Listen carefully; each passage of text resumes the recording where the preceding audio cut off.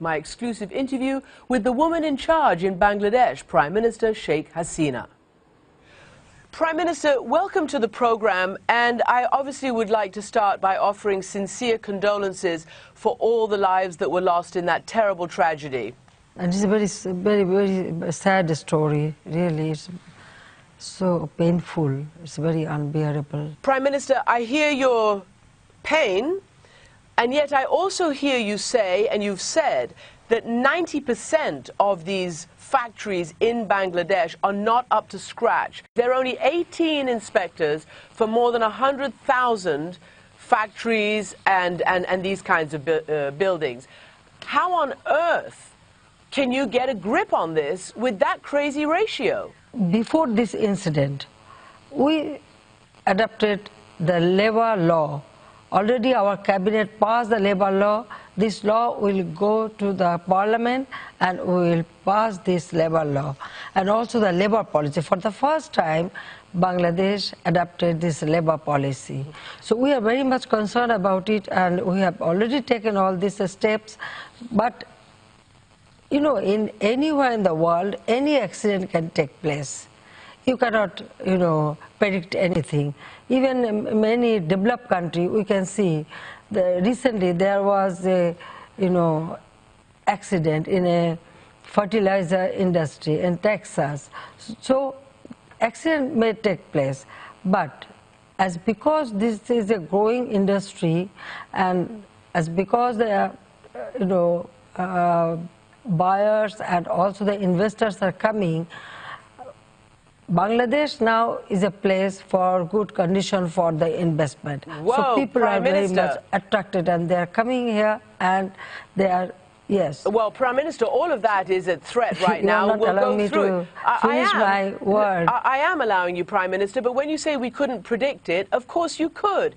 This factory was shown on television the very night before. There were huge cracks in the walls. The owner said, oh no, this is just about the plaster. And the very next day, the factory collapsed. So it could have been predicted. Who does the blame fall on then? Yes, you are very correct. From local administration and the industrial police, they stopped working in this building, and they removed all the labor from the building in the previous night.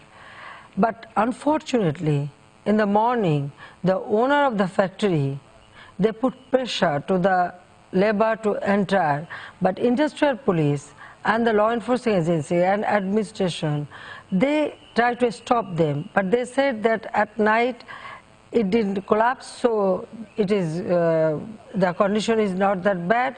That way they sent the labor. But even then, the industrial police, time and again, they told them that the labor should not work in this condition, but that moment the accident took place. So it is not true that the government hasn't taken any steps. We have taken steps, and we try to prevent them. Surely then that needs to be regulated, because here's the facts about this man who actually owns that company.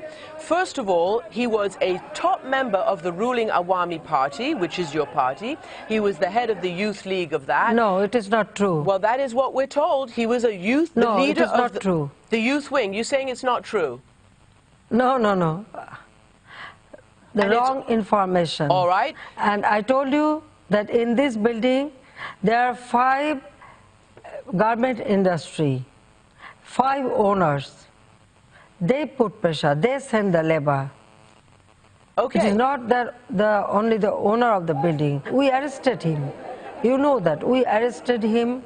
We arrested all the owners and the engineer and all the people. We have taken all necessary action. You must consider that, yes, we have taken all the necessary steps and we arrested them. What will happen and to law him? will take its own course. We are not going to, save him. No. The criminal is criminal. They will get all, we brought to book, so they will get all the necessary action. All right, so that we can ensure you say that he's a criminal, yes, and the law will take... It is our promise to the people. Okay, I'm sure they'll be delighted to hear that. Exactly, yes. Of course, we have arrested him. Look, within this short period of time, we have taken action, legal action.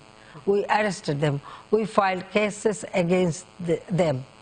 the owners of the building and also the owners of the factory. So our government, we take all necessary steps. The problem is the people have seen this and these promises before, and they don't actually say that they believe he will be fully punished. But of course, we'll wait to see how this case proceeds. But I want to ask you about the endemic corruption in this regard, because all the reports say that he and his family basically got this building and this property by fairly nefarious means. Then, because of their high and intense political connections, people just look the other way. Officials don't dare confront him. He built more floors, and this was very unstable. And furthermore, about 10% of members of parliament are direct owners of these kinds of factories and businesses. Do you not have a rampant corruption problem in this regard? Look, you are going to other point. No, I'm not, The Prime Minister. owner of this building, I told you, in 2005, they grabbed this land and built up this building. That time, Awami League was not in power. You should mind that. You should know that. And the business and factory owned by people, they are the business people. Any business person, if they commit any kind of crime, our government always take action. We are here to serve the people, not to protect the corrupt people. At least not our government. That I can assure you. All right. Well, people will be very happy to hear that, because even last year, the U.S. ambassador to Bangladesh said the following: these developments could coalesce into a perfect storm that could threaten the Bangladesh brand in America. I point this out because I want to know whether you're worried about retailers walking away from what is a huge industry for you. Already Disney, which is one of the world's biggest, if not the world's biggest licensor, has said no more product from Bangladesh. Canada is reconsidering its favorable trade status with you. The EU is considering penalties, and it is your largest trading partner. This is now going to become a major economic crisis for you. Do you agree? Listen, if they want to do business, this buyer, they also consider they should increase the price of the garments so that the business can run properly and the labor can get good salary. So they are also partly responsible for it. What I feel that all the investors, when they come here, yes, they get cheap labor, and that's why they come here. And also our labor, they are very sincere, they work very hard, and they work very perfectly.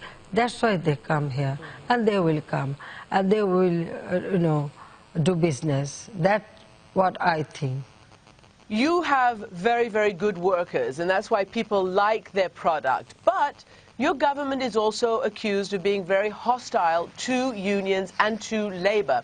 And so have successive Bangladeshi governments been accused of that. In fact, as you very well know, last year, the U.S. Secretary of State, Hillary Clinton, was in Bangladesh, and she asked your government, she asked the government to investigate the murder of one of the main union leaders. His name was Aminul Islam, and he was tortured and murdered. There has been no answer about why that happened. And perhaps if he'd been alive and there was more organization, these people would not have been forced by this corrupt owner to go into that factory when you say the government said it should have been closed down. What is your answer on the issue of Aminul Islam? Which union he belongs to? I can tell you that he was known... What is the name of the union? I can tell you that he What was is the known industry? to try... Do you know that? Well, that's what we're told, is that he was trying to organize labor so that it would not be in this kind of situation where workers are hostage to the very people you say are doing illegal things, like making them go back into factories that you say your government... No, you are wrong. Stopped. What am I wrong about? You are wrong. About you are what? wrong.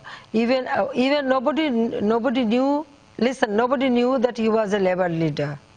Nobody knew in this country that he was a labor leader. He was killed or something happened. His dead body was recovered after 4 days by our law enforcing agencies. It was our law enforcement agencies, our police recovered his dead body. We didn't know that he was a union, leader or anything. But we have all sympathy for them. Now the case is under investigation. We feel our responsibility. So this blame game should not be there. All right. Well, you know what? You say we don't know about it, but the Secretary of State of the United States of America comes to Bangladesh and asks your government to investigate. All right. Now you've talked about that, and you say that you care for your people and your workers. The investigation is going on. Okay. Listen, the investigation is going on. I guess I want to know whether you feel that Bangladesh, your government, other governments, should now be more careful about labor, should allow them to organize so these kinds of terrible things don't happen again. And I want to ask you in that regard what your reaction is to what the Pope himself said yesterday publicly. He said not paying a just wage, not providing work, focusing exclusively on the balance books, on financial statements, only looking at making personal profit, that goes against God. And he called the Bangladesh labor force slave labor. That is the Pope saying that. What is your reaction to that? On behalf of our labor, I myself sometimes bargain with the owner so that our labor can get good salary and good condition.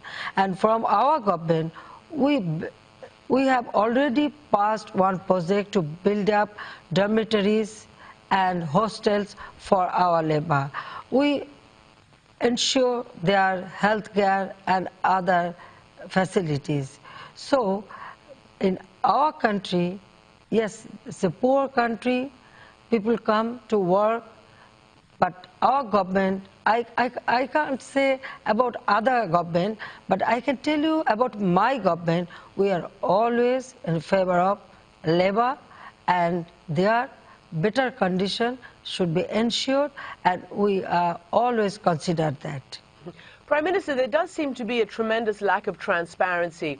And I say this because CNN has not been allowed to come into Bangladesh to report all of this. And frankly, to see all the things that you're saying, it would be good if we were allowed to do that. And nor are other international news organizations either.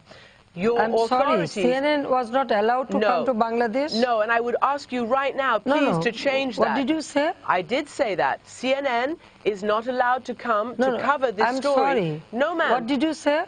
I said CNN and other international organizations have not been allowed to come to Bangladesh as journalists to cover this story.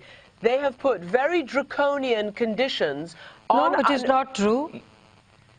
It is true. No. Yes, it is true. No, Bangladesh is a free country. We would hope that. Listen, in our country, we have private televisions. Well, no, tell me one thing. If it is prevented, then why I am talking to you? No, because I'm not there, I'm not Prime supposed Minister. to talk to you. Prime Minister, I'm not there. If we prevent you, if we prevent CNN, then why I am talking to you? Beats me. Okay, you stop it, you don't publish it. If you mean that we didn't allow CNN to come to Bangladesh, then you should not publish my interview. Well, I'll tell you what, our CNN authorities and our journalists have been told that they must sign waivers, sign papers, and I'll read you what they've been told. Visa officials say they have the right to review, confiscate, any country, if you material. No, that's not true. Any country, if you enter... No, it is not. No, I don't know about it.